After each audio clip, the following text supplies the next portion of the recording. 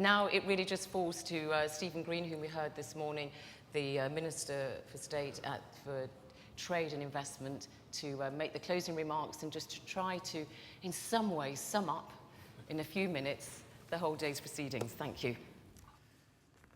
Zainab, that's an impossible task because this has been a very rich discussion covering an enormous range of topics.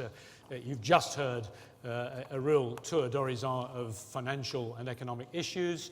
You heard this morning a series of extremely insightful comments from four central bank governors.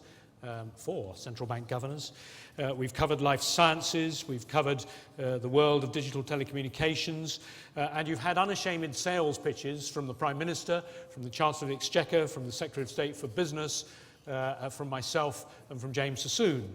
We make no apologies. This is about telling you that Britain is open for business, that we have a very welcoming environment, that we've gone out of our way to set a policy framework which will rebalance this economy and take it to sustainable growth based on a much stronger performance in trade and a much stronger performance in investment. And we see foreign direct investors, people who look at this country and say, here's a place we can do business, as playing an absolutely crucial role in that.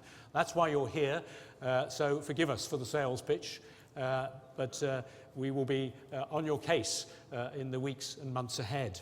This has been, I think, by common consent, judging by the comments that I've had over the coffee breaks and in the lunch, a very enjoyable day. It's been a little warm, but that's a problem that the British don't normally have to wrestle with, but it has been a little warm. But it's a beautiful building in which to think about both some of the continuities from the past and, all importantly, the fresh, new 21st century creativity that you will find here.